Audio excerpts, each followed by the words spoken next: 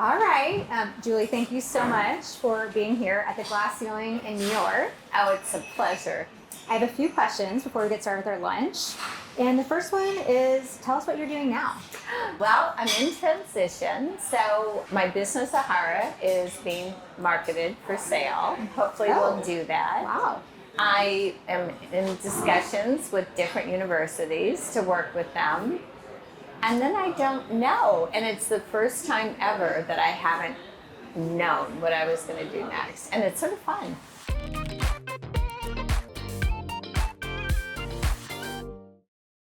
Wow. Well, you've done a whole lot of things. So time to take a little bit of a maybe breath.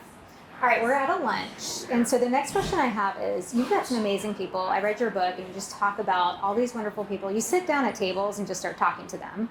If you were to create your ideal lunch table, who would be seated with you and why?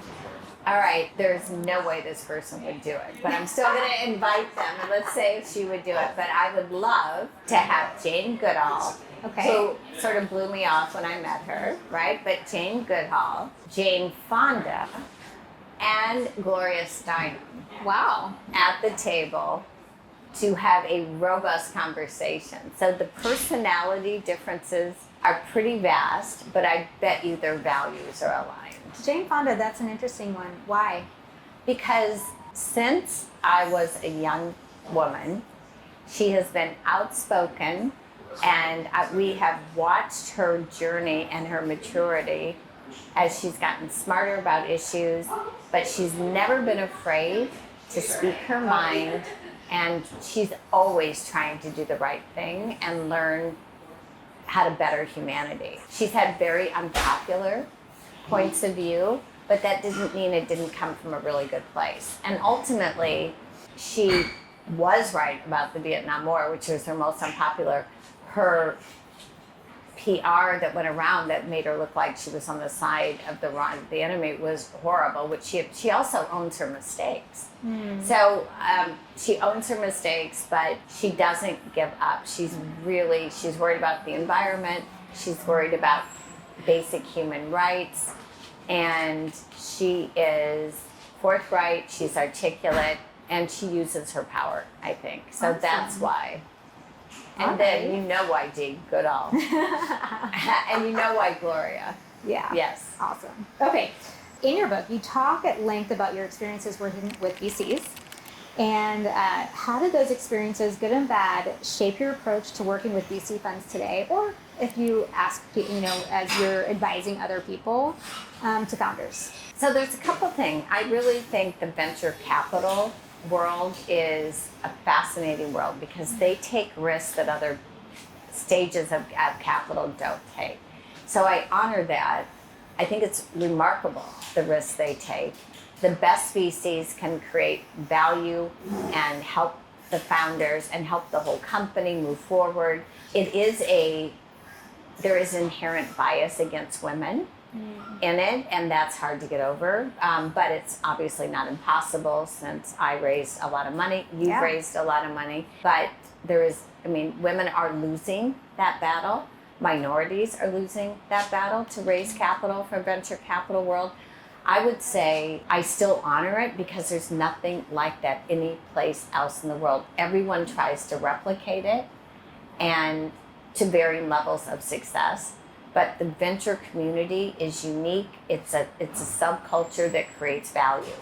So I honor it. And as an investor in funds, I am there to help with any entrepreneurs that need the help.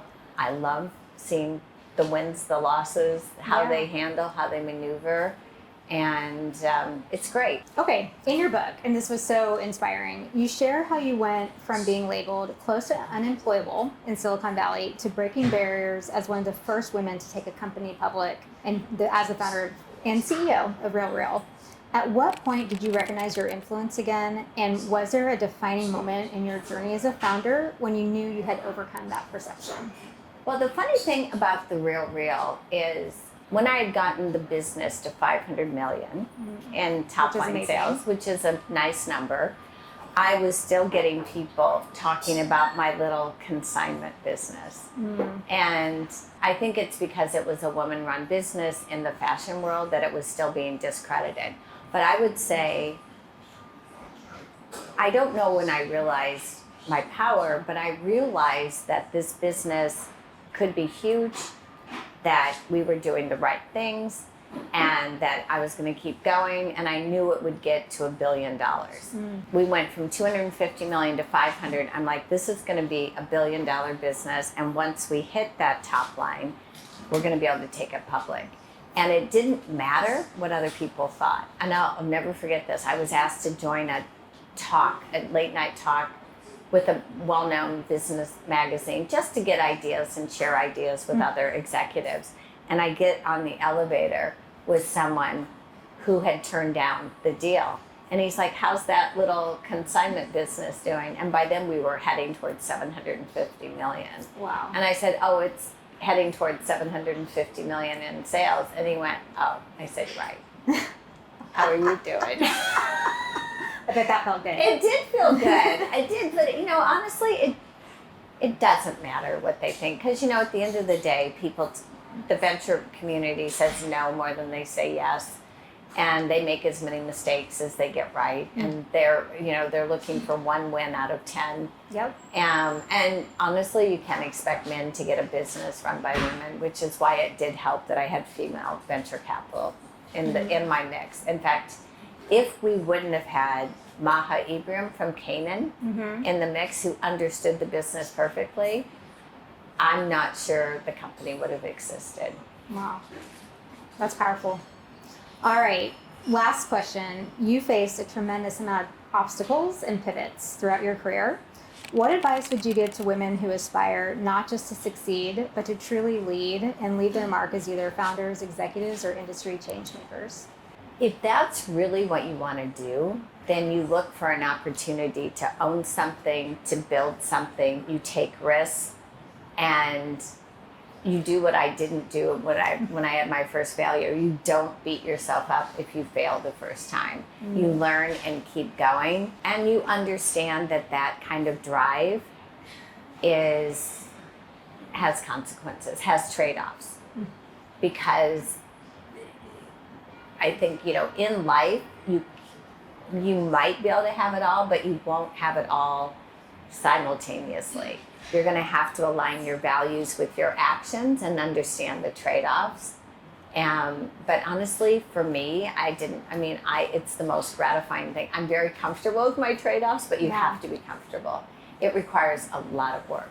I have to say, I was at an event, and we took Q&As, and I was at an event at the end of it, and this woman said, it's really hard. I have this business. I've had this. I can't raise money. I don't know what it's just so hard, and blah. And she was going on and on.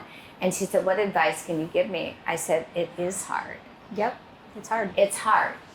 And you either decide it's hard, but you're going to push forward, or you decide it's hard and I'm done.